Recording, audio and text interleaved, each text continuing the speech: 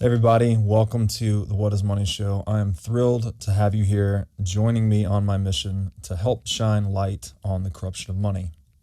Now, a little bit about this show and how it makes money. We are 100% sponsor based, which means that all the revenues we derive come from sponsorships.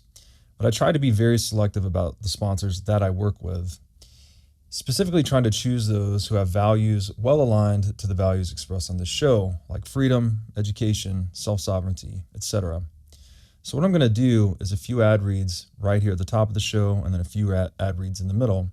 And I hope you won't skip them. I hope you'll take the time, listen, and see what they have to offer, because again, these are hand-selected sponsors.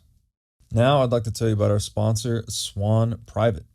Swan Private is a concierge financial services firm based in Los Angeles. Now, I've known the Swan team for years, and these guys are laser focused on the Bitcoin mission. They even have a zero tolerance policy for all shitcoining. Recently, their CEO, Corey Clipston, was instrumental in calling out many of these crypto scams right before they collapsed, saving a lot of people a lot of money in the process.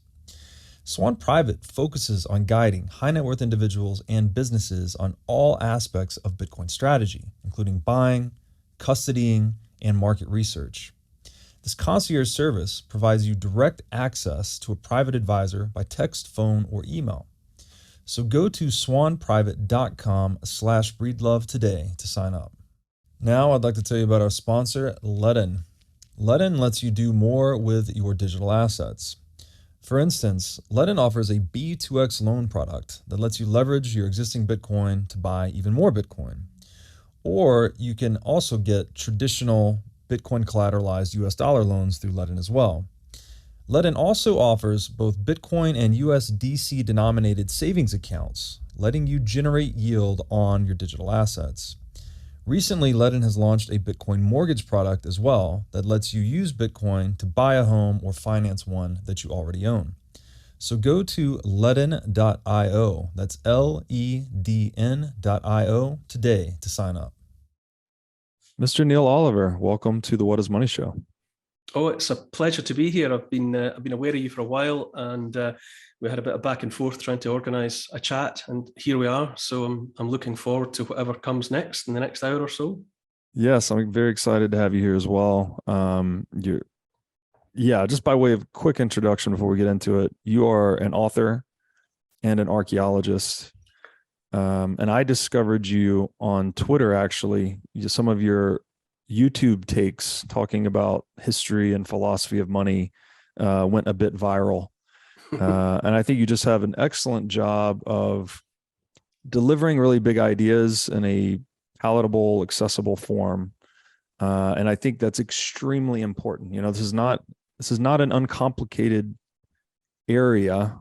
So it's very important that we decomplexify it for people.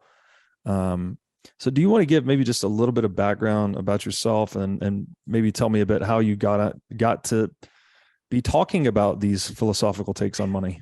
How I got myself into this mess, yeah.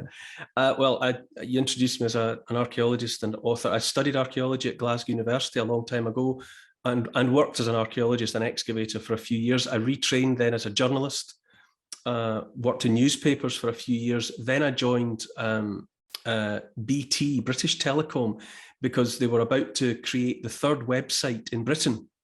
There were two websites in Britain in the mid-90s, Royal Bank of Scotland and Tesco, a supermarket, and BT were going to have the third, and I was brought in as part of the team to early days of BT.com. Did that for a while, and then I stumbled into television. And I spent about 15 or so years, maybe more, making history and archaeology documentaries here in the UK. More recently, I was also making television in Australia and in New Zealand. I then, when the whole COVID adventure began, lockdown and the rest, I had been approached by a talk radio show and a radio journalist called Mike Graham here in the UK, and he and I started talking on air every Wednesday about the plight, the state of the nation, the mess we were in. Then GB News, which is a brand new, or it's a year and a half old now, news channel in the UK started up, and I was asked to be part of the beginning of that, right from the beginning.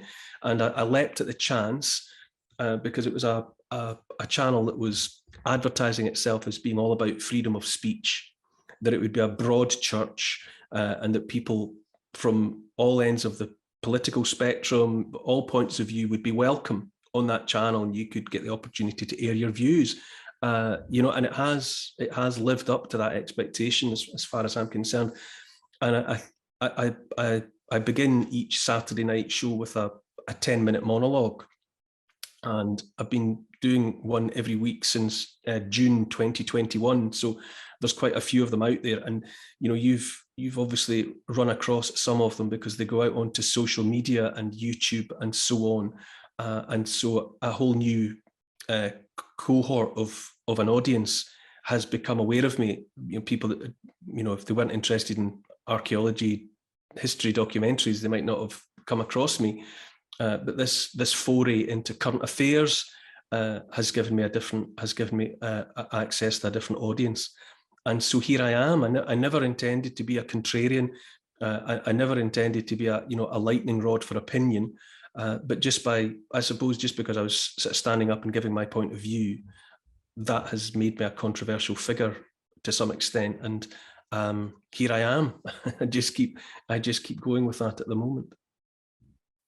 So it's interesting how we fall into these things. And yeah, it is also funny that, not funny, kind of concerning, I guess, that to just speak the truth or even ask questions sometimes can now cause you to be deemed controversial, which is, I don't know. I'm reminded of, maybe it was H.G. Wells, the further a society drifts from the truth, the more it hates those who speak it. Yes, yes, I've heard that quote. I think you're right. I think it is H.G. Wells. But I think in any event, it's been revelatory to me the last couple of years. I became quite controversial back in 2014 because there was a referendum here in the UK about whether or not Scotland should break away and become an independent country, break out of the United Kingdom. And I spoke out about that and said, no, that I thought Scotland should remain, that the United Kingdom should remain intact. I thought it was the better option. And that was believe it or believe it not, that was a very controversial thing to say at that time. So I became a controversial figure for some people. It's a bit of a niche, but I became very controversial for some people back in 2014. But so it did, that experience prepared me for what started to unfold as soon as I started speaking out about lockdowns and the damage that was being done to kids, and the damage that was being done to society, and the damage that was being done to the economy. And then, you know, my stance on vaccines, you know, I haven't taken the vaccine, and I'm not going to take the vaccine. And that, all of that, you know, renewed or upgraded my controversial reputation during the last couple of years. But it has been a revelation to me that for a lot of the time, it started out for me just wanting to ask questions. I wanted, when it came to things like lockdown, I really just wanted to say, is this the best idea? Won't there be consequences? If you shut a country, if you shut down an economy like the UK for 2 years, what are going to be the consequences of that? But even asking the questions was heresy, and the whole thing took on a religiosity. The whole thing felt like a religion. You know, that the National Health Service here in the UK was like the church that had to be protected and defended. You know, never mind the congregation, just protect the institution of the church. And the priestly role was taken by the preferred scientists that were deemed to have all the answers and to be in control of the science and the consensus, which of course there should never be in science. That should be anathema to science. Right. And then there were the heretics. You know, people that asked questions and spoke out were demonized to the point where, you know, they were almost to be burned at the stake. And then there was the communion wine of the vaccines that, you know, that people had to take and had to be seen to take. So that religiosity frightened me. It became cult-like. And it was a revelation, you know, the way in which it sorted out people that agreed with, well, the people who were on the same page as me, and we found ourselves very isolated from that outspoken majority that had control of the mainstream media, that had the backing of the state and the government and the judiciary and the civil service. All the forces were ranged against those of us, the relative few, who were saying, hold on a minute, is this definitely the best idea? And are these medical procedures definitely safe? Have you got the data? And all of that. But one of the words that keeps going round and round in my head all the time is revelation. The experience of all of this has been revelatory for me. Yeah, it has been quite the same for me. And speaking of really good questions, one of your most recent monologues, I guess, from one of these programs was a 10-minute session on where does money come from? And you make this great point that, it really is just born from thin air, loaned into existence by bankers. Yes. Yeah, I mean, for my shame, I'm embarrassed about it that I'd lived this long, and I paid this many bills, and and kept up with a mortgage, and and bought cars and lived my life, and it had barely crossed my mind to wonder what money was, what it actually was. It just seemed to be some ubiquitous entity that had always been and would always be there. And I'm embarrassed and ashamed that I hadn't bothered to ask the questions of the world. What is money? What is wealth? And then, so relatively recently, I just started. It was almost like it was, that feeling you get sometimes. You think, I have actually always known this. I just didn't realize that I knew it. Yeah, right. It was an amorphous thought in my head, but now suddenly I've got the vocabulary that enables me to give a recognizable shape of the thought I've always had, and to express it and get it out there. I think I'd been maybe subconsciously aware of some of it, but just hadn't been able to articulate the thought, or I hadn't bothered to articulate the thought. And then I came to that grim realization that the only thing that is created out of thin air by man is money.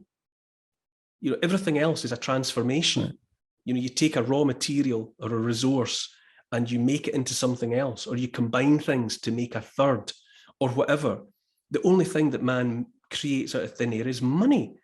And it was in my part of the world, the Bank of England was established in 1694, and from the get-go, it was in the paperwork that the bankers would benefit from the interest accruing from money that was made out of thin air. It wasn't a secret. It was the bankers knew what they were doing, and they were just so that when you all this, but it was a revelation to me that when you go to the bank and you borrow £100,000 to buy a house, they don't go into a drawer and take out £100,000 and hand it. They just go, yeah, you've got £100,000, but that money doesn't exist until you pay it back. It's only when you pay it back with monstrous amounts of interest that it actually takes on a tangible form. The bank doesn't lend you anything. Somebody just presses some buttons on a keyboard and that money spontaneously exists. And I thought, my God, why have I not paid attention to the heinous fraud that is fiat money? I mean, it's a criminal fraud. I realize, yes. We're being run by the Sopranos. Except they wear pinstripe suits and they give themselves fancy job titles, but it's a criminal enterprise. Yes, that is out there. Fiat money. It's an absolute fiction. And if you or I tried to do anything remotely like it, would be in jail so fast our feet wouldn't touch the ground. That's right. And it is, speaking of revelation, I think a major revelation I've been down this journey. I see many people going through this experience, especially as they get into Bitcoin. The US dollar is the most desired asset in the world, pretty much today. I mean, I guess you could argue for gold perhaps, but in general, most people are chasing dollars, at least right now. The revelation that the US dollar is in fact a pyramid scheme can be quite shocking, right? The most desired asset in the world is the largest criminal network that's ever existed. I mean, I know your president. has signed another executive order, 14,000 and whatever executive order, which creates the digital dollar, or it empowers the Fed to press the buttons and bring into existence the central bank digital currency for the US. So that's simmering there, just ready to be brought to the boil at whatever moment the Bank for International Settlement or wherever deems it to be the right time. That's coming, and that's, if the Ponzi scheme, the pyramid scheme of fiat money was frightening, the yoke of oppression that is made possible by the advent of central bank digital currencies is the end of the world as we know it. Yes, it is truly an Orwellian dystopian type technology. And it's still a relative handful of people that are running about banging on the windows and shouting about it, while the mass of the population seem to care not a jot. And I don't think they're going to care until the money they had on Friday is transformed into programmable food tokens by the Monday. Right. And at that point, they might actually ask their first question, like, what is this? Yes, exactly. Yeah, it's interesting, right? It's like, obviously working on education in this space, hopefully making some degree of difference. But one of the realizations, or maybe even revelations I've had, is no matter what I or any educator in the world can do, we can never hold a candle to people feeling the pain directly, right? When you finally get your bank account seized or assets frozen or whatever social engineering tactic inflicted upon you through a central bank digital currency, that will be the moment the masses will wake up and say, oh, wait, this doesn't work. Yeah. And it, on the nature of money, I wouldn't feel too bad if I were you that you have never thought about this, because it seems to me like most of us never thought about this. No. I always like to analogize this to glasses. We're looking through money all the time. We're negotiating, we're planning, we're thinking about our own profit and loss statement, our own balance sheet, what we can buy, what we can do. We're performing economic calculation through money all the time. But very rarely do people take off those glasses and examine the glasses themselves and say, what is this that I'm looking at the world through? And, to your point on work, yes, work is necessary to create anything of value in the world, right? The world has given us a lot of resources, but we have to conduct work on those resources to transform them into something useful. That's what the economy is doing. Now, that's true in every industry, every commodity, every domain, yet we've ripped it out of money, right? There is no transformation. There used to be, right? We used to mine gold, we'd refine it, we'd make it into coins or bars, and, we would transact in it. But now it's just money, at least in the US, it's an SQL database maintained at the Federal Reserve. Control C, Control P, add zeros, expand the money supply, confiscate real wealth from everyone that's using dollars. That is really mind-blowing and a painful revelation, I think. Yeah, I mean, there's all these little snapshots where you think, where you come across these individual snapshots and you think that's breathtaking, and so the 1933 executive order by FDR that made private ownership of gold illegal. You think, how, excuse me, why did people wear that?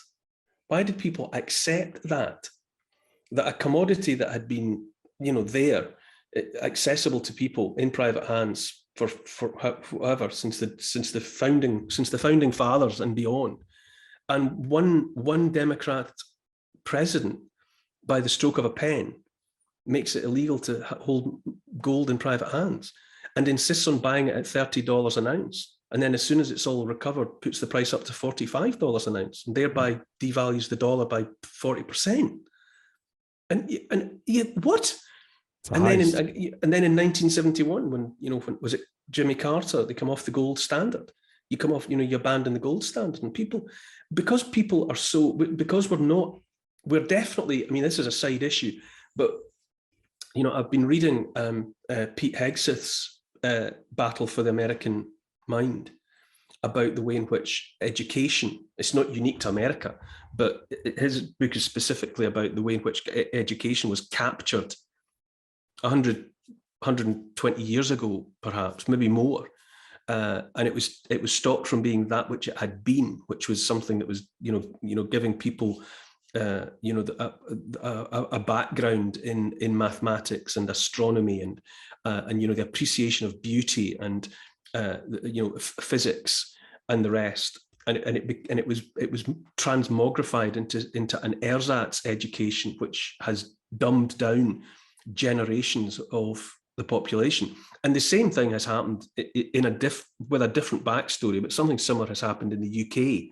The nature of education has changed. And so people don't have the tools to understand.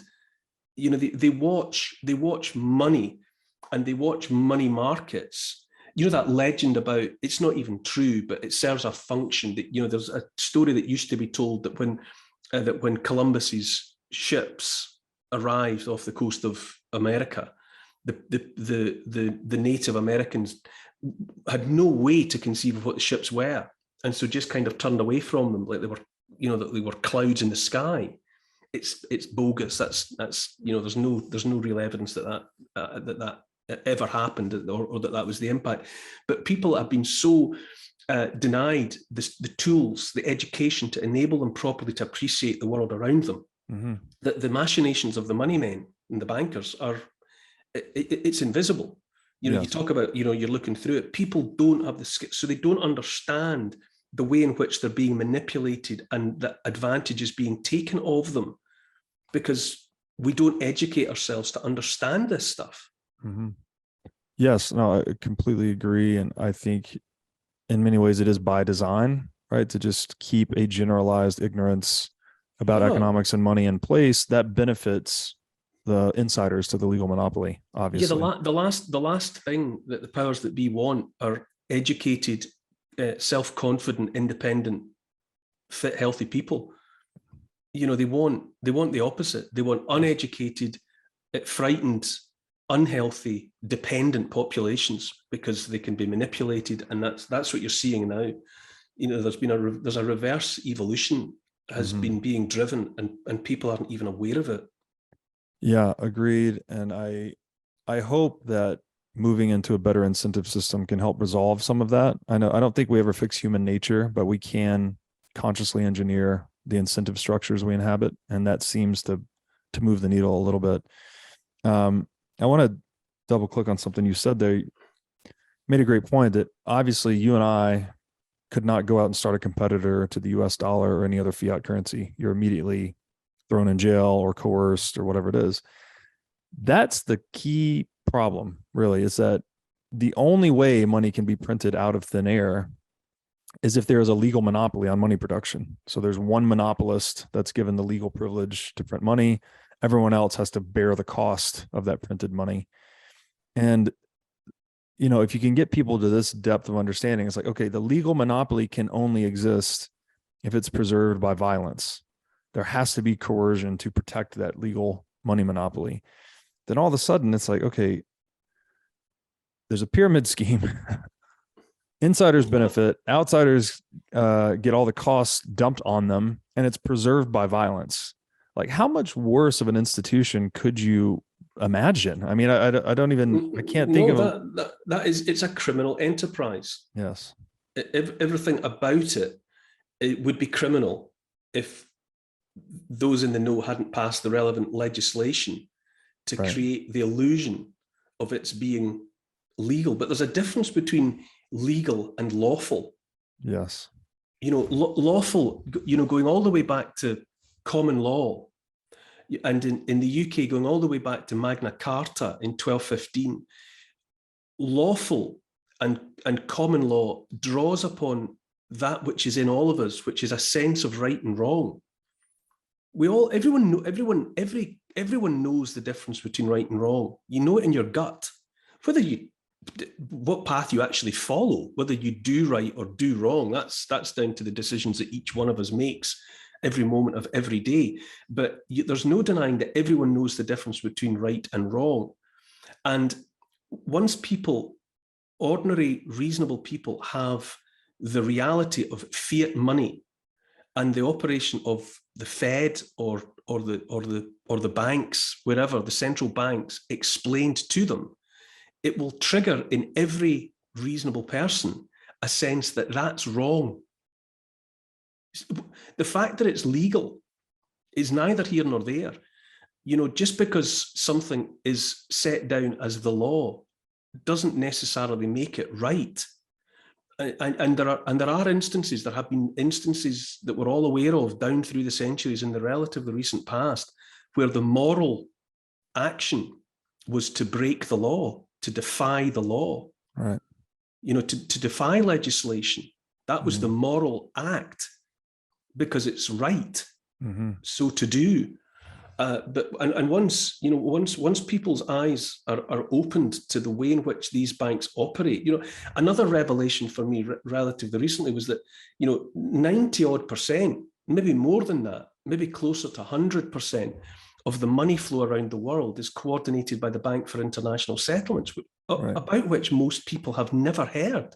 Right. And even if they have maybe possibly heard the name, heard the words, Bank for International Settlement, if you then asked that tiny percentage that were aware what that bank did, they wouldn't know. But one way or another, it controls the money flow of 95% of the currency around the world. And it's by controlling central banks in 60 or 70 countries around the world, including Russia, including China, England, the Fed in the United States, even in dodgy, failed states like Afghanistan and Libya. You know, the Bank for International Settlement has control of the central bank in those locations. And again, that is wrong. That is wrong because those people are not elected. They're not answerable. They put each other in place. They give each other these positions and these outrageous, egregious powers to control 95% of the world's money supply, and they're unelected and unaccountable private bankers. It's just wrong. Yeah, to the core. I'm glad you brought up the Magna Carta. It was signed in 1215 by King John. Yeah. And I always go back to that document because we've been playing with these ideas for a long time, but it was really ratified in that document. The government's express purpose and its only scope to preserve life, liberty, property. Right? They even named in that document, I think it was called inviolable property. And I talk about this a lot on the show, that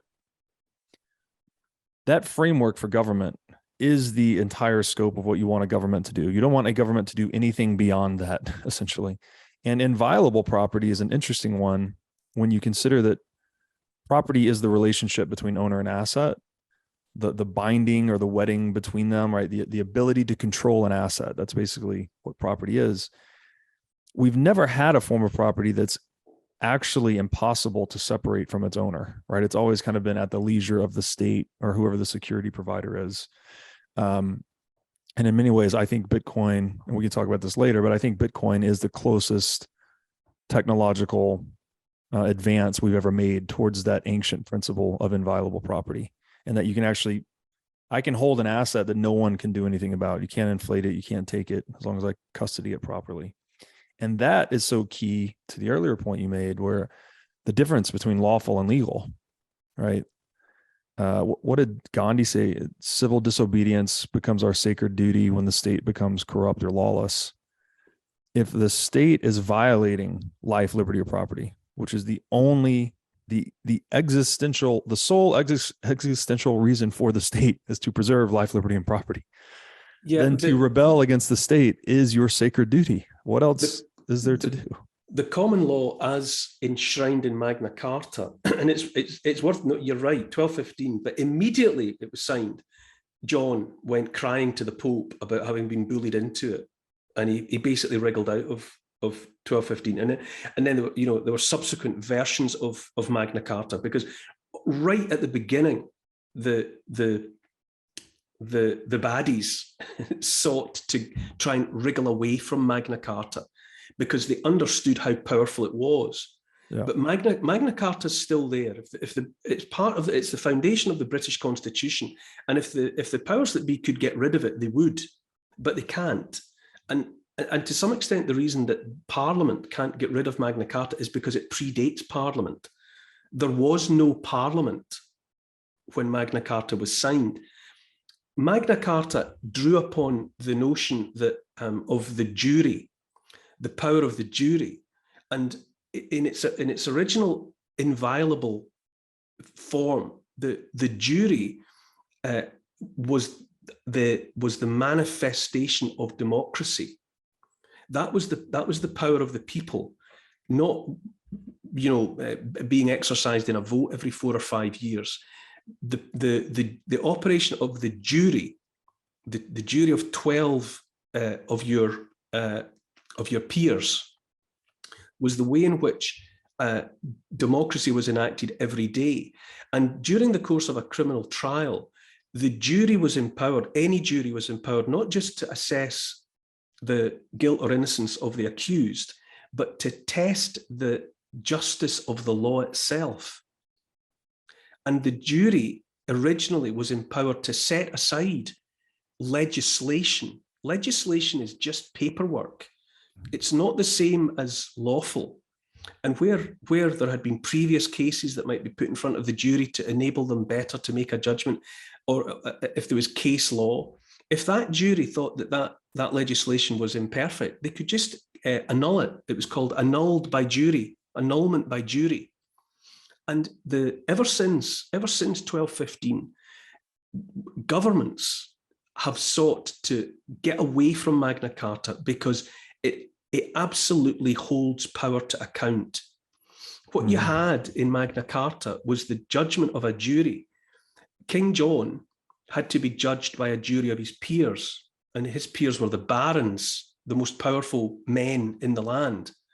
And they came together to judge John. And Magna Carta was like the ruling at the end of that case. And it made John submit to the notion that even he as king was not above the law, that he, like everybody else, was answerable to the law. And therein lies the fundamental power of Magna Carta. So I mean, we've strayed away from the notion of money, which I know we're here to talk about, but I think it's also important. Well, it's deeply connected. Sorry, when you print money, you're violating property. That's the only thing I want to insert there, that printing money is a violation of property. Yes. There's an interesting etymology to property. I think it means, where a man would lay claim to a territory. You could only legitimately lay claim to that amount of territory that you could look after properly. You had to be able to demonstrate that you could maintain it, defend it, and own it properly. And it's from that, the two words properly and property have the same root.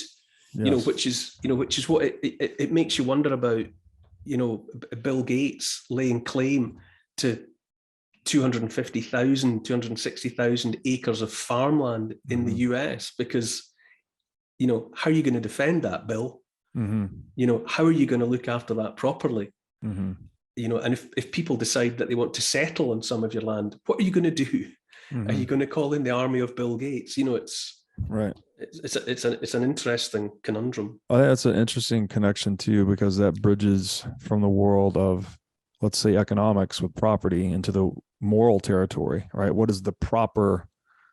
There's obviously a subjective value judgment to that word proper, right? Putting it to its highest and best use, or what have you. And back on the Magna Carta, the U.S. Constitution obviously is the child of the Magna Carta, right? We got life, liberty, and pursuit of happiness.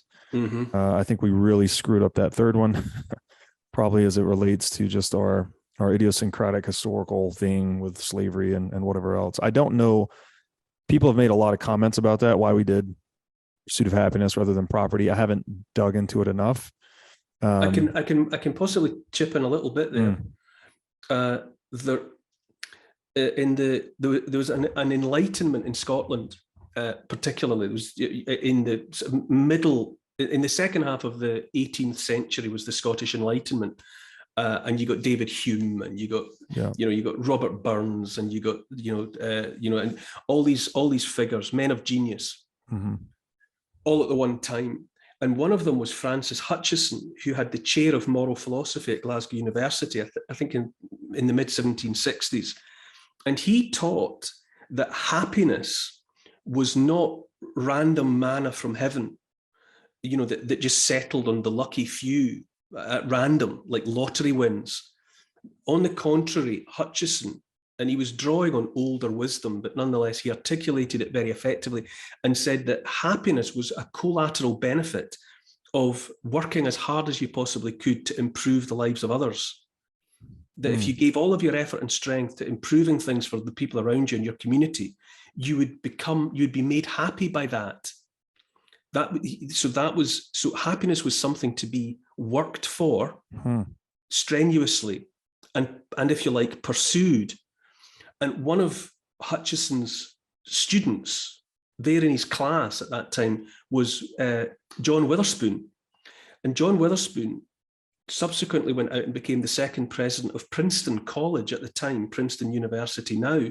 And obviously Witherspoon is one of the signatories of the Declaration of Independence. And there has been speculation that inclusion of the concept of pursuit of happiness made its way into those introductory paragraphs of the Declaration of Independence under the influence of John Witherspoon, who had acquired it from his old teacher, Francis Hutcheson, back in Glasgow. That's fascinating. I was not aware of that. I do appreciate the proof of work element to happiness there, right? To work assiduously on behalf of others. Yes. I take a little bit of an issue, though. I guess I'm Randian to some extent, where I think individuals should also pursue their own self-interest. I mean, that's obviously part of happiness. Like how else? If you exclusively pursued other people's self-interest and not your own, you would be damaged in that process. So there's a balance between the two. Yeah, the analogy there is probably, you put on your own oxygen mask on the plane before helping others. Right. Probably. Exactly. You have to put yourself in a position to help. Before you can't pour from an empty cup, as they say. Before you indulge yourself in treating other people to help, you have to make sure that you're all right. Yes. Otherwise, you'll just be stumbling about in in an oxygen-starved state. Exactly. And this is where I think the work of a guy like Murray Rothbard has been so instrumental, because he describes that property being that proper limiting principle, right? Pursue your own self-interest up to the limiting principle of other people's property, right? I should not pursue my own self-interest to the extent that I need to violate someone else's property, right? If I'm hungry, I don't need to go steal from someone. That would be improper. If we all follow that normative code, then that produces the most wealth, the most happiness, the most peace. Oh. So okay. That's all super good stuff there. On the lawful versus legal, just one more thing here. I spoke with a libertarian attorney about this, Stefan Kinsella, and he described there being a very distinct difference between legislation and legal discovery, right? Legislation being much more, it's decreed by fiat, right? Some political authority says this is the law, everyone go follow it. Mm-hmm. Whereas legal discovery is something much more like common law, right? We've observed these disputes over the grandest spans of human history, and we keep abstracting out principles and ways to resolve these different disputes, and it ossifies into law over time. So we're not dictating law, rather we're discovering it just by observing human action over the broadest timescales. Mm-hmm. And it seems like life, liberty, and property was kind of like the crowning achievement of that process. I mean, we still have English common law, right, in the US, and but it has been so in the US and here in the UK, it has been papered over. Yes. And papered over by so many layers of legislation. Yes. That they have sought to obscure the very existence of the common law. Yes. Because the truth of the matter is that the common law empowers people. It makes it, the bottom line of common law is that the people govern themselves. That's it. Common law says the people govern themselves. They don't need government. They don't need kings. The people in a democracy govern themselves. And that's awkward for those that would tell other people what to do. And so they lay down this like laminate layer upon layer upon layer upon layer of legislation in the hope, and they've done it. Enough time has passed and enough legislation has been passed that people can't see the common law anymore. It's buried. It's buried under so much bumf. Yes. Yeah. That papering over, that's such a good analogy too, because we're papering over what is lawful or legally discovered with what is decreed by fiat, right? So there's some authority declaring a new law to replace the previously discovered law. So it's legislation by fiat, but it's funded largely by fiat currency, right? You're stealing from people through these mechanisms that empower the authority to overwrite the law as it was discovered. And this is a complicated area, but that seems to be kind of the pernicious trap we're in. And it speaks to this deeper truth that people follow incentives, not laws. That includes lawmakers, right? Lawmakers are in a position to pass whatever law most benefits their own financial, economic, political interest. That brings you back to why the system of the trial by jury and the power of the jury that was enshrined in Magna Carta, it was much older. It was Anglo-Saxon in origin, and the Anglo-Saxons didn't invent it. The Anglo-Saxons were drawing on principles and practices coming out of ancient Greece. There's an enormous long tail in this stuff before it reaches as far as Magna Carta. Perhaps as as you said earlier, the power of the jury enshrining the principle of democracy, right, to be judged by your peers. I guess this provides it's a proper incentive, I guess, right? It's like this. If I leave my car out in the driveway with the keys in it running, well, maybe someone will come and steal it, right? That would be in their interest. They could steal a car. But if you have a lot of their peers standing around watching, right? If there's a bunch of cameras around, a bunch of people around, it's much less likely to happen. So this might be kind of a rough analogy, but the possibility of being judged by your peers in a democratic setting, I think, holds people more accountable, even in their own private actions, something like that.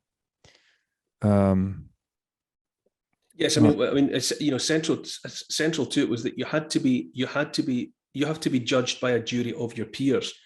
The jury has to be drawn from people who can empathize with the kind of life that you live. So it would be inappropriate for you to be judged by 12 aristocrats. That would be inappropriate because they haven't walked a mile in your shoes. They can't empathize with your circumstances.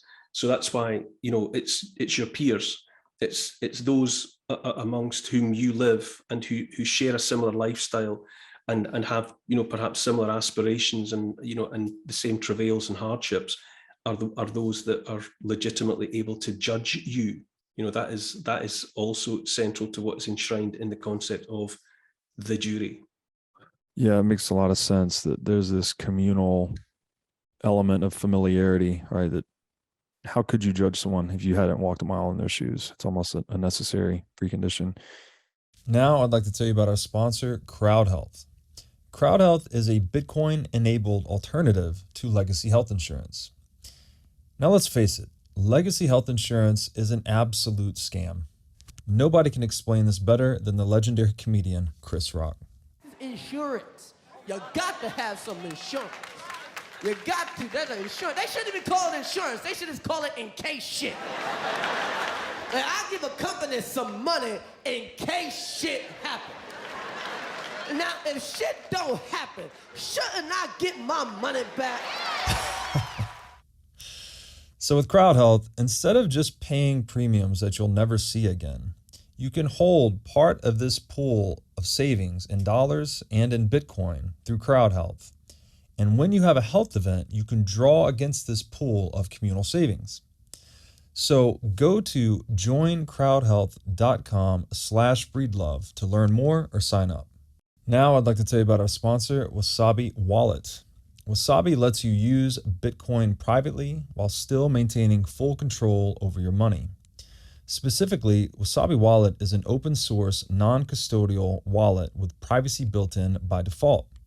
By using Wasabi, you're effectively putting the private back in private property. Wasabi Wallet is an easy-to-use privacy wallet that can support any amount of Bitcoin transactions.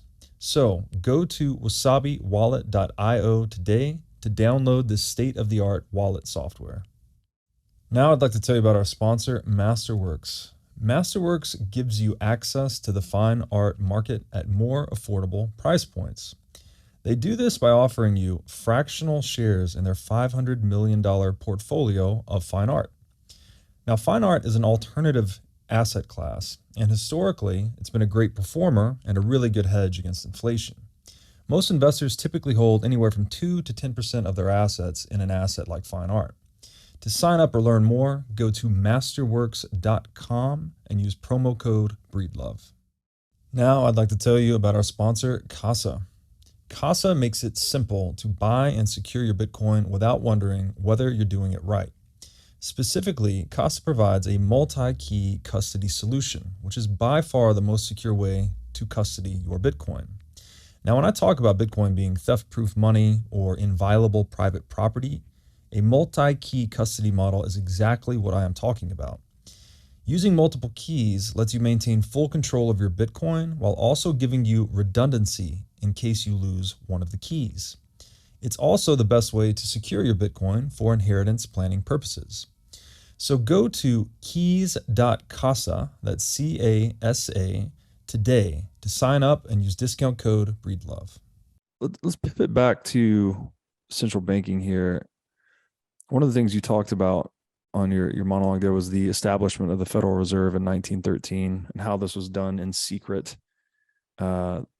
This little saga is brilliantly explicated in the book The Creature from Jekyll Island. And I think it really speaks to just the nature of this institution, that it can't be done out in the sunlight. You know, I think in the United States, we'd actually resisted the implementation of essential banking twice successfully before 1913. And you made this point in the video too, that the Fed's basically a private corporation that exists despite Article 1 of the U.S. Constitution that authorizes Congress to coin money and regulate the value thereof. Value thereof. Yeah. Yeah.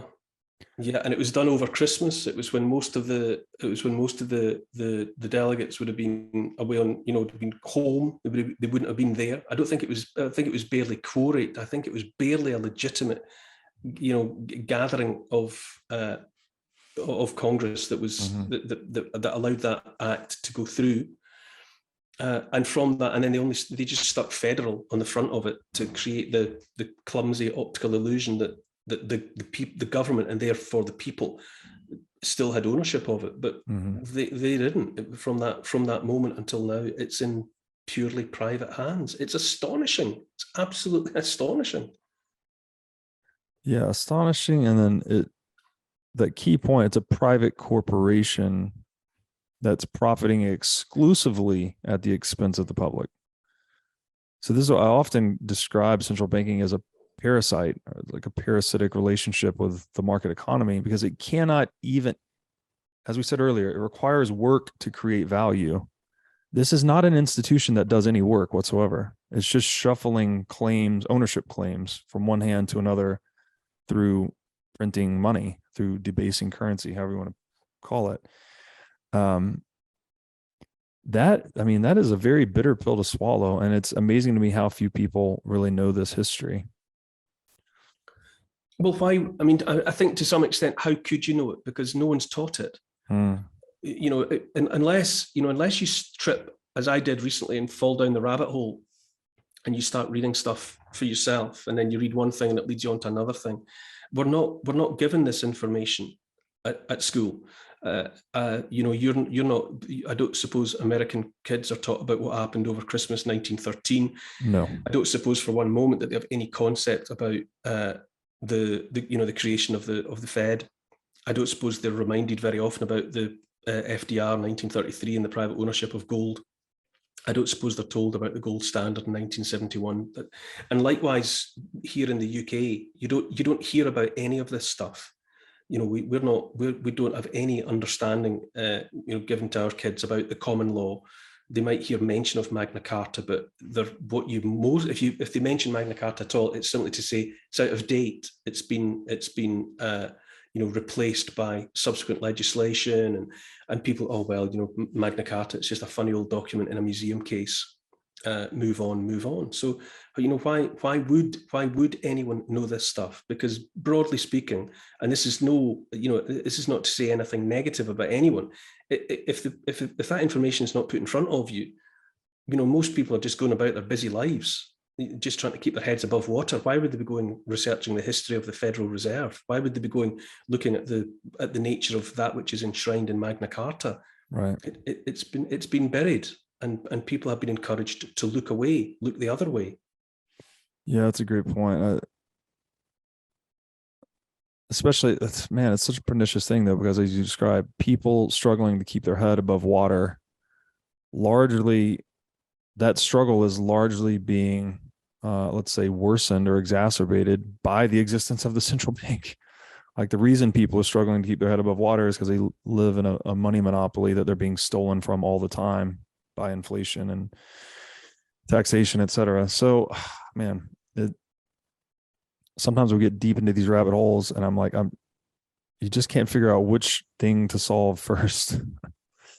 Okay. You also talked about this saga related to the Bank of England and the Bradbury pound, which I'd actually never heard of this before, but I did know that in times of strife, let's say whether it's economic downturn or times of war, one of the first things the central bank tends to do is suspend gold convertibility so that people cannot exchange their promises for money in the form of currency for actual money, which is gold. Could you maybe just give us a high-level overview of what that saga entailed and what the Bradbury pound was? Yeah, in 1914, with war, the First World War was looming. It hadn't quite broken out, but everyone knew it was about to happen. It was days away, and there was people always get nervous. They get anxious in circumstances like that, and they run for real wealth. And people quite justifiably wanted to exchange their banknotes, which in those days were big, like maps, big fold-out bits of paper. They wanted to exchange their notes for gold because, in those days it had on it, we promised to pay the bearer on demand, right, the sum of. So if you had a £1 note or a £5 or a £10 note or whatever, you were entitled to walk into the bank and redeem the relevant amount of gold sovereigns or whatever. But already by 1914, the Bank of England had already been up to enough financial jiggery-pokery that they had already been quantitative easing. There were more notes in circulation by a long way than there was gold in the vaults of the Bank of England to honour the promise. And so there was a very real risk of a run on the bank. And if the banks had been wiped by a run of that nature, Britain wouldn't have been able to fight the war. At a stroke, Britain, the British Empire, would have been powerless to finance the fighting. And so the Bank of England came crying to the government for help. David Lloyd George, who's a legendary political figure, he was the Chancellor of the Exchequer, and he went into negotiations. They shut the banks. The banks went into the August bank holiday, and the bank holiday was extended by an additional 3 days. The banks stayed shut for 3-4 days, and a bill was passed through Parliament at top speed, which created a Treasury note. So this wasn't being issued by the Bank of England. It was being issued by the Treasury, which is the government, which effectively meant it was the people's issue of a currency. And the first issue of these notes were signed by the Secretary to the Treasury, who was John Bradbury. And when they started circulating out in society, people started calling them Bradbury pounds. This was the nickname. So this whole thing, if anybody wants to look it up, you look up Bradbury pound and you'll see this story in greater detail. But the principle of these treasury notes was that Britain had a value. It had an innate worth. To some extent, it was down to the properties, the farmland, its fertility, gold, mineral resources, coal under the ground. Also, importantly, a value is placed on the potential of the people, their creativity, their inventiveness, their hard work. All of that was taken into a calculation so that these Bradbury pounds, these treasury notes, rather than being balanced by gold, they were balanced by the wealth of the nation in every sense. And amazingly, when the banks reopened and people were going in saying, I want my gold, they were persuaded, painlessly enough, to take these treasury notes instead, because it was explained to them that they were guaranteed by the wealth of the nation. People were persuaded that these had inherent value. And the Bradbury pounds prevented the run on the bank, and they saved the Bank of England. There's no other way to express it. They saved the Bank of England. Now, the thinking goes, there are those ever since who have said, rather than being beholden to the private bankers and their criminally created fiat money with all its drawbacks that we've just been discussing, at the moment, Britain, for example, has a notional value of £3 trillion. No, £30 trillion. So you could take, say, 10% of that. You could say £3 trillion in treasury notes, in a reissue of whatever you wanted to call it, Bradbury pounds. And these treasury notes are interest-free and debt-free. There's no interest on them. There's no debt accruing on them. So they're completely different from fiat money. And at the moment, Britain, any sovereign state could do it. Any nation state can issue treasury notes against the value of the innate value of the nation. And you could break away from the stranglehold, if you wanted to, of the fiat currency.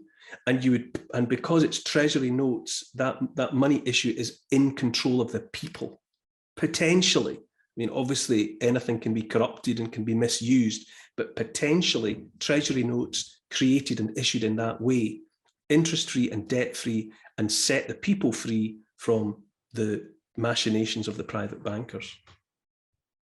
Yeah, it's interesting. It's an idea that sounds like it could work, but then to your point, the practical implementation of that is who's in charge. It's worth a conversation. Yes, yes, all caveats apply. Anything that falls into the hands of human beings can be corrupted to the extent that those individuals happen to be corrupt. Absolutely. But it's worth a conversation. It's another means.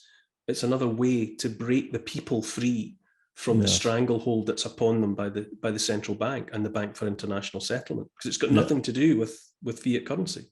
Right. Yeah, it's a great idea overall. And I typically define corruption as the bending of a generally applicable rule or a public rule for private gain. Mm-hmm. And if that were administered properly, then that could be a viable alternative to the whole central banking complex. But I'm always skeptical of putting a human in charge of anything, really. If it's human governable, then at some point you're going to get the wrong human governing it, and it's any chain is only as strong as its weakest link. That's right. If there's and it only takes one bad apple to rot the barrel. That's a fact. Yes. Right. But we are human beings, and broadly speaking, we have to deal with one another. So yeah, there has to be an element of trust, or you can't do anything. And there are ways to there are simply anything is better than the private bank generated fiat currency that we have at the moment. Right. Yes. Anything else is worth a try. Yeah, you're speaking to some of the value proposition of Bitcoin here too is that you're right. Trust is necessary for human beings to cooperate and produce the economic division of labor that makes us wealthy and productive and all that. But I guess the trick is to lower the cost of establishing trust. That's sort of like what gold is. You don't need to trust the individual that's paying you in gold. They're not making you a promise to money. They're just giving you actual money.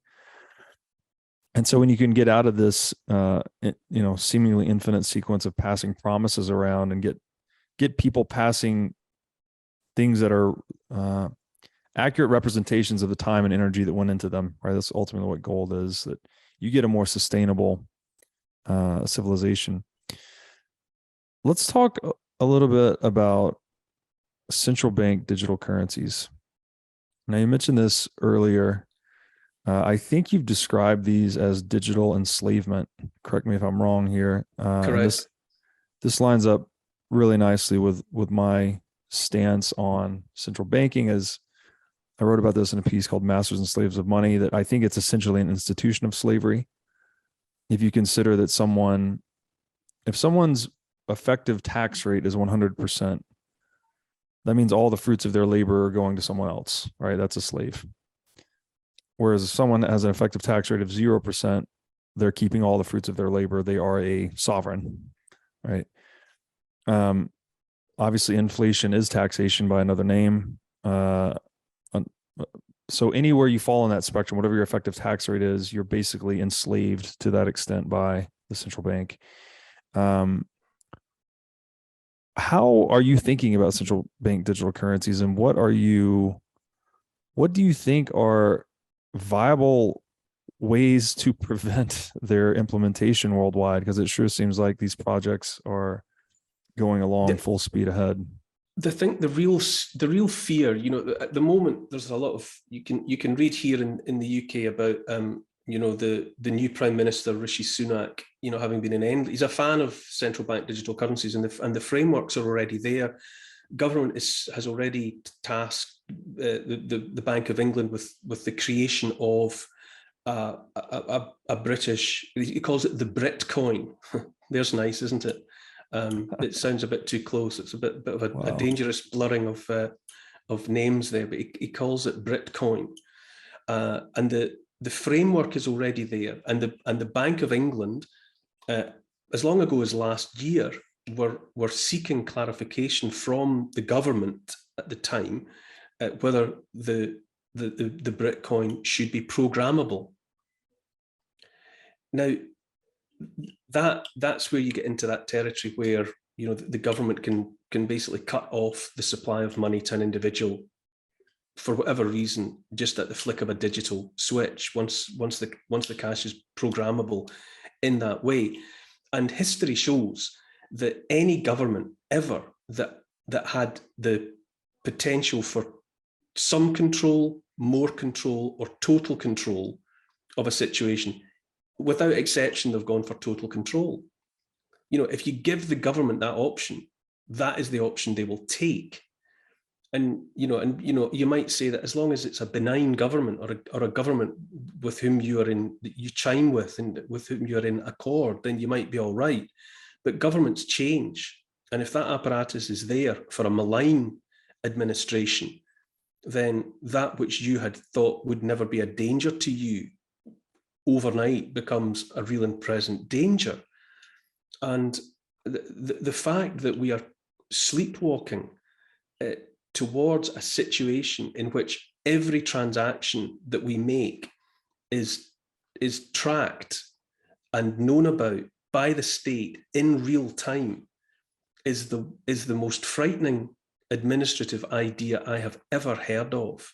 And the fact that so many people are deaf to it, blind to it, or think that the convenience that's the top level of it outweighs the risk, I find disheartening to the point where I despair. But around the world, 100 countries are developing central bank digital currencies. These things are coming, and they are going to be among us in the next, year, 18 months, if not sooner. Yes, truly alarming. And I guess another point here, the control, we keep using this word control. We talked about property earlier. I think control and ownership are damn near the same thing. Like the ability to control an asset is the extent to which you own it. And man, it just seems like central banks are seeking more control. It's almost the same thing as like saying people want more assets, right? Central banks want to grow their balance sheet. I want someone to explain to me, I want to understand genuinely why a little sliver of people, a minority of people, want to have that kind of oversight of everybody else's business. I cannot get my head around why you would want to have that power over your fellow human beings just by dint of being an elected politician, an elected representative. Why? What sequence of events, what thought process would bring you to believing that you were entitled to know about and furthermore have control over what the rest of the population were up to when it came to choices they were making about how they were going to live their lives? I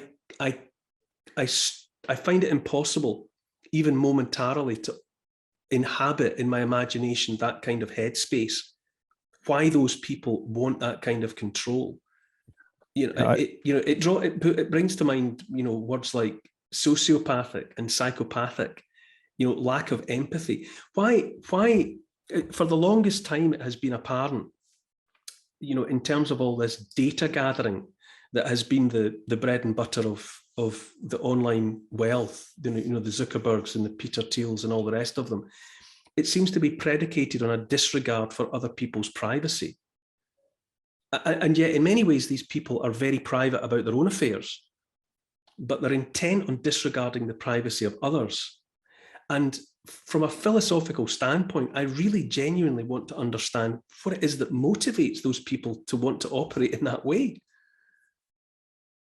Yeah, I have a hard time getting my head around it as well. And I just try to keep, rather than try and infer the motivations, I try to just look at the economics ultimately. And, to the extent the state or the central bank can expand their dominion over others, is really to increase the profitability of the business, right? You can inflate more, you can tax more, you have less.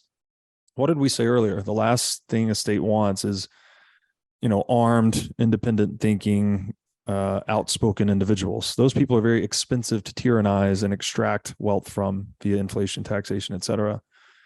Okay, well, so what do they want? They want the opposite of that. They want people that are highly legible, easily traceable, not talking back, going to work, doing what they're told. Like that's your ideal customer, if you will, for a state.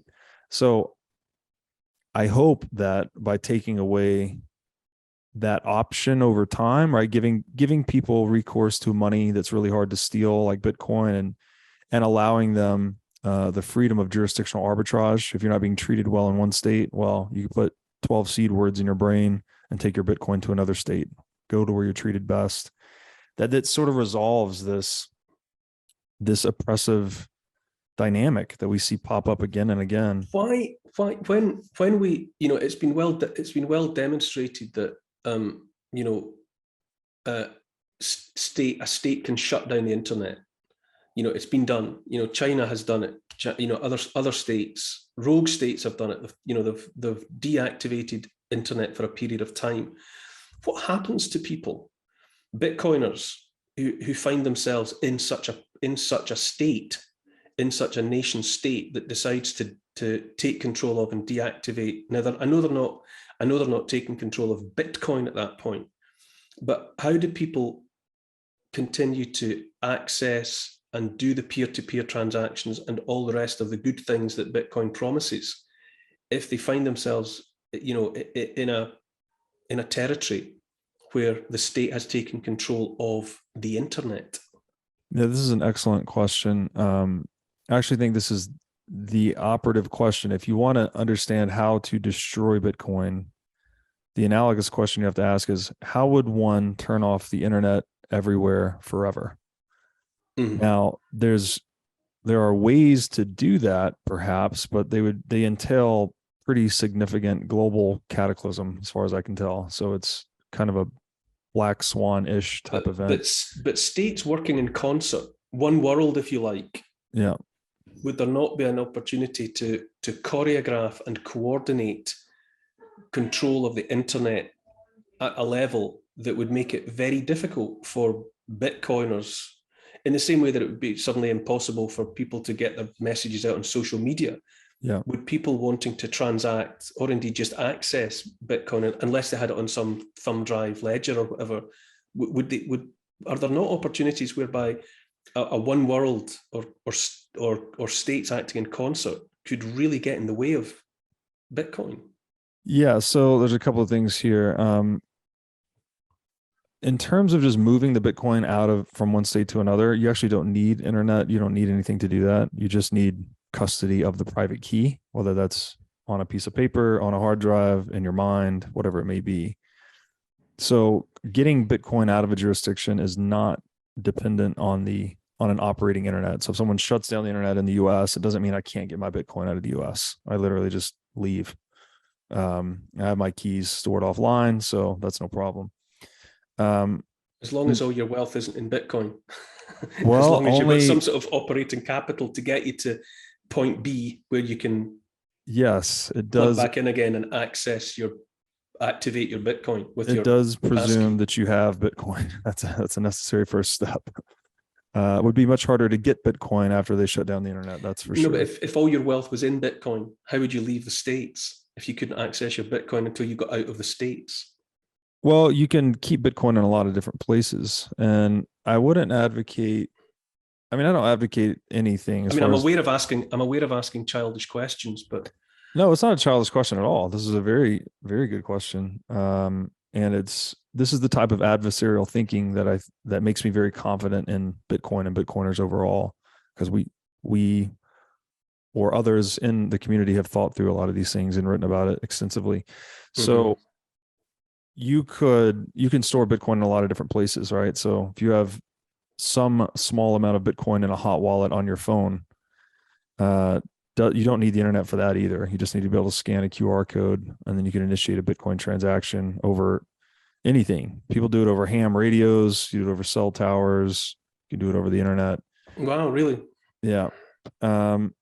Now, so let's just say that there's a lot of optionality for people to leave states with Bitcoin. That does presume they have Bitcoin, though. On the notion of, could nation states just act in a concerted fashion to globally suppress the internet or suppress Bitcoin? This is such a great question. And this is what Bitcoin solved. I don't know if you've heard of this, the Byzantine generals problem. So this was a long, unsolved computer science problem. And basically, I won't give you the anecdote for where it got the name, but let's just say the question is, how do you propagate a message through a network of antagonistic actors, like actors that can't trust one another, and make it such that the message comes out the other side intact, right? And that's what Bitcoin is, really. It's just a solution to the Byzantine generals problem. So we can propagate a message truthfully, and it doesn't matter. You don't need to trust anyone. I don't need to trust these individual actors. You just need to trust that they operate in their own self-interest. So it's kind of this brilliant, like, confluence of incentives in that way. That's a weird paradoxical question to ask. It's like, okay, how would nation states trust one another? Because every nation state that joins this, anti-Bitcoin union or whatever you want to call it, they increase the incentives for other nation states to defect and just be the one state that's friendly to it. And then you get all that wealth and all that capital and all that talent drawn into your country that you can then, tax or whatever. Tax. I don't want to use the word tax. You could work with those entrepreneurs in your state.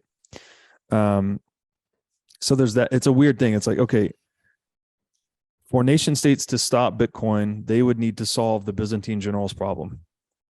Yet the only solution to the Byzantine generals problem is Bitcoin. Okay. So that's a weird one to think about for a long time.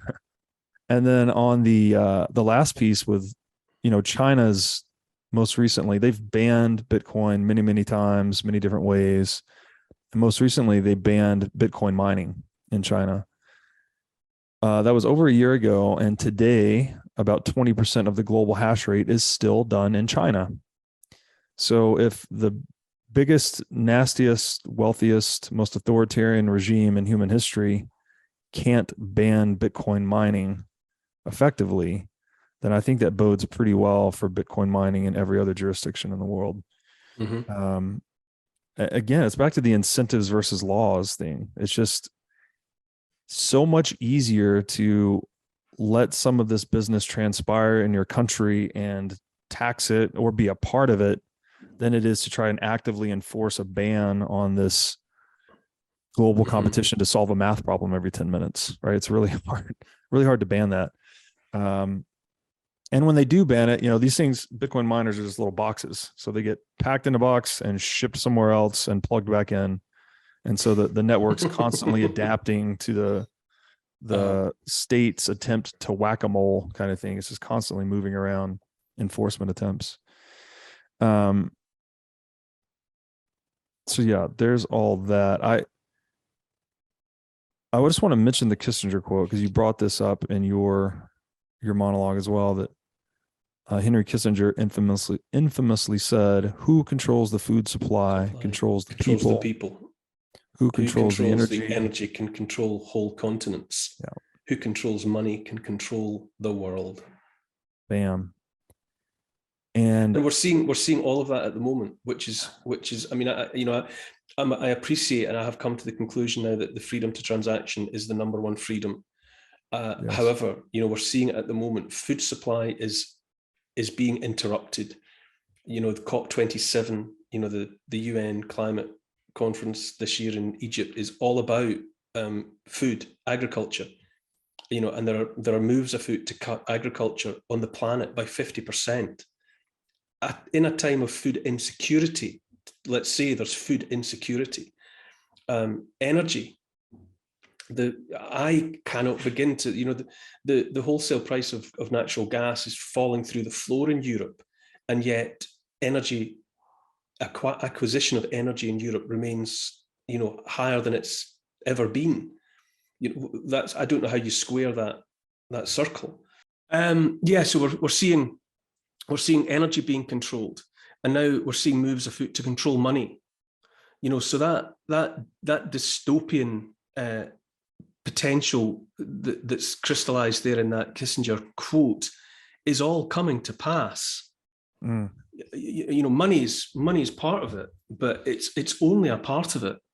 And so all three, the Trinity, are all in play at the moment. Food, they're seeking to control food creation and food distribution by taking control of farmers and farmland. There's something very unsatisfactory is happening with energy because of Agenda 2030 and the rest, where the US has cut itself away from its domestic energy potential. The UK has long since cut itself away from its domestic energy potential. And now the advent of central bank digital currencies, mean that there's something going on with money. And it does feel like the one entity is on the brink of taking control of all three. Food, energy, and money are all going to be under someone's centralized control. And that's simply a situation that any freedom-loving population must not and cannot tolerate. Right. Yeah. How do we fight back? I mean, well, you're right. The ethos of Bitcoin is correct. That Bitcoin is the tool, but the ethos behind it is 100% correct, because the freedom to transact is freedom, absolutely. Mm-hmm. And the Bitcoiners, with their faith in Bitcoin, believe that Bitcoin is the way. But whether it is or not, we have to secure the freedom to transact. If it's Bitcoin, great.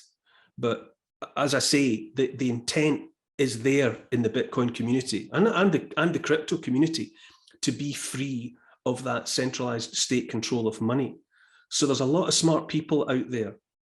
I'd like to think, some of the smartest of people are fighting that battle, and that freedom to transact will be preserved. That is the basis of how we fight back. If people can continue to privately and anonymously transact with one another, then there will always be hope, as long as that freedom persists. You can get around the energy, you can get around the food, you can get around the freedom of speech, but all of it rests foursquare on the freedom to transact. Yeah, it makes a ton of sense, because it is the free market economy that produces all this wealth and goodness. So if you have the freedom to transact uncoerced, then you can create more food, create more energy, create communication technologies for speech or whatever. But if you lose the ability to transact, it's sort of rug pulls the whole thing.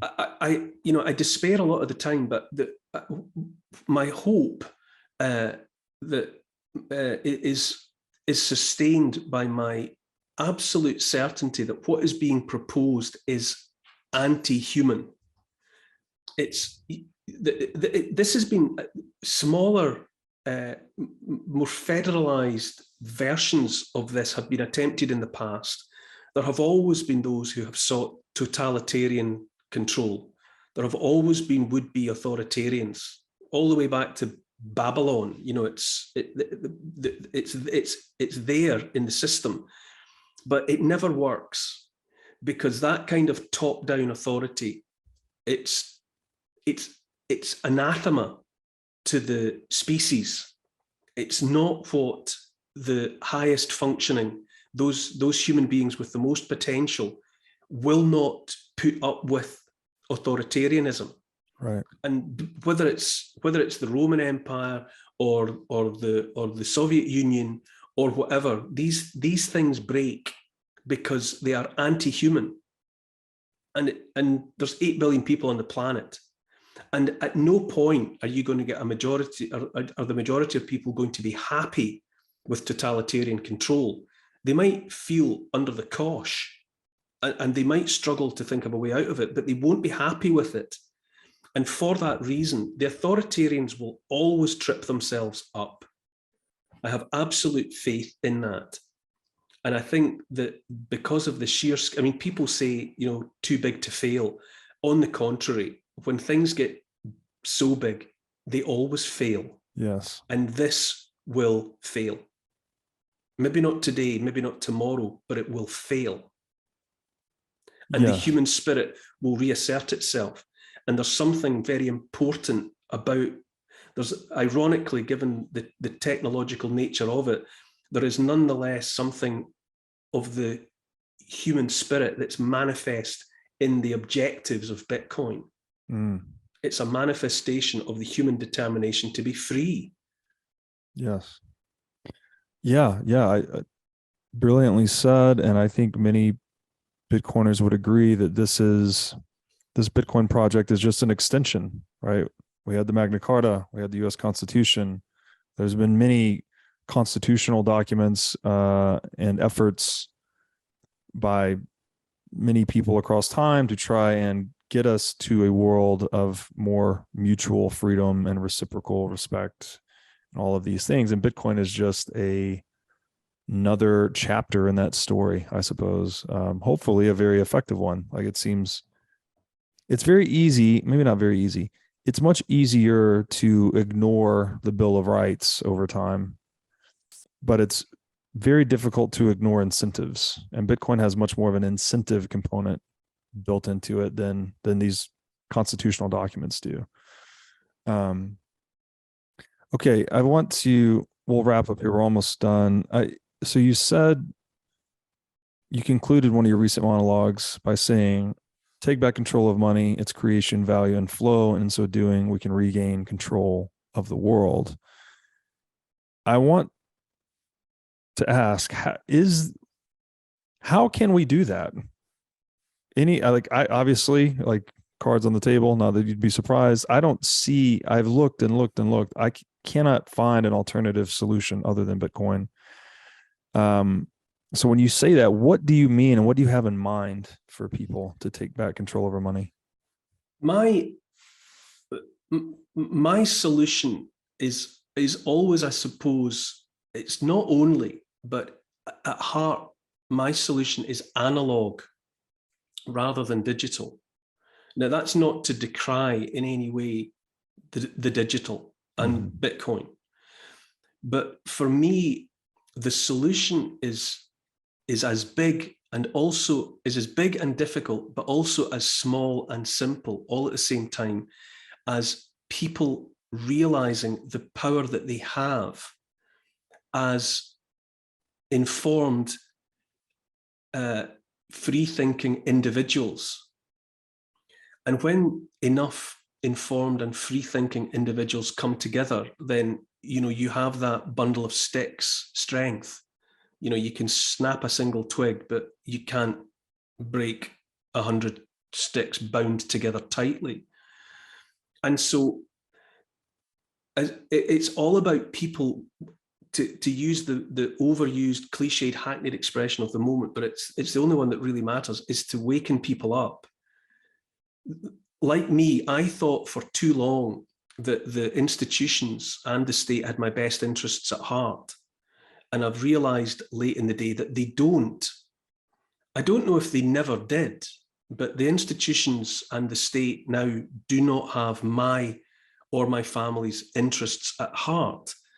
And once you realize that, it's briefly frightening, but it also is enlivening and rejuvenating in a sense, because you're made to confront the necessity of taking responsibility for your own life.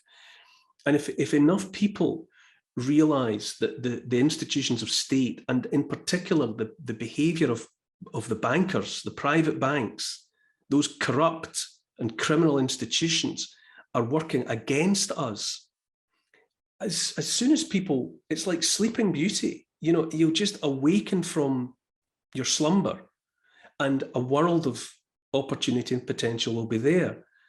And collectively, enough of those people might make Bitcoin the solution. But whether it's Bitcoin, as I've said before, whether it's Bitcoin, that might be the solution. But what the answer to your question, the way we get out of this is enough people knowing that the problem is solvable.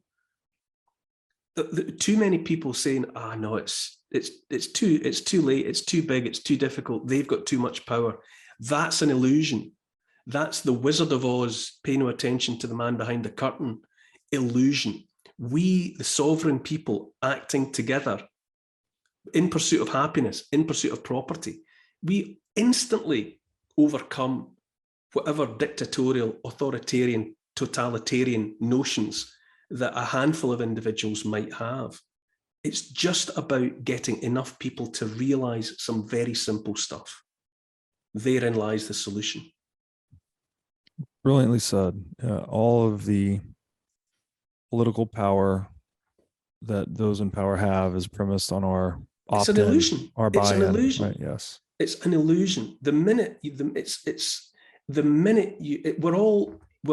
these people are just characters on the stage, and we are the audience. And when you go to the theatre or you go to the cinema to watch a film or to watch a production, part of you knows it's all just make-believe. Part of you knows that the illusion of the moving image is just an optical trick. But you go along with it because you're enjoying it. But at any moment, if the audience just stands up and says, this is make-believe, right, then the spell's broken. Yeah. And the actors just have to walk off the stage and the audience just walks out onto the street because the spell's broken. Yeah. If you all stand up and go, this is bollocks, this is just pretend, I'm not interested, then all of their power just evaporates in that instant and they are revealed for what they are, which is just characters playing a part, mouthing other people's lines. It's such a good point. Yeah. Power to the people. As soon as we reclaim it, it is ours. It's always that. It's always, this is why, this is why it goes back to Magna Carta, that whatever that line was about the jury that I lost my train of thought, it all goes back to the people. What they try to make everyone forget all the time is that the people govern themselves. Right. in a free society. And if 8 billion people know that they govern themselves, then 10,000 people at the top, trying to live out their dictatorial fantasies, they are just blown away, just like autumn leaves. Yes. Yeah, it's so well said. Just going back to one thing you said, where you thought for a long time that institutions in the state had your best interest at heart. This is such a key point too, that it's very easy to fall into that fantasy, but the more practical reality is no institution or state has a heart, right? These are comprised of individuals. Yeah. And it's ultimately the self-interest of those individuals governing those institutions that govern. And so it's, that at heart, we have to remember only individuals have the heart. Ultimately, it's that line between good and evil is cutting through the middle of all of our hearts. Yeah. And that's just, I think, a more useful way to look out onto the world. It might be a little more scary, but it's more real. Yeah. We all have to take responsibility for ourselves and for each other. You said earlier that, I was talking about Francis Hutcheson and the pursuit of happiness by putting all the effort in for other people. And then you correctly offered up the importance of also striving for your own interest at the same time. Right. And that because it's, we've been encouraged to live in kind of fur-lined ruts. It's comfortable in it and it's been warm, but it's a rut. And if people just stand up and sort of face the cold for a while and take responsibility for themselves, first of all, you're quite right, but then for the other people in their immediate vicinity, then that is always the answer. That is always the answer. But it's not about waiting for help. The cavalry are not coming. You have to stand up and do it for yourself. And if everyone just stands up and picks up enough of the burden and takes it, then that collectively is the solution for it. Because then those illusory figures like the state or the institutions of state or whatever, we don't need them anymore. They just fade away because we will have taken responsibility for ourselves and each other. They're powerless at that point. Mm.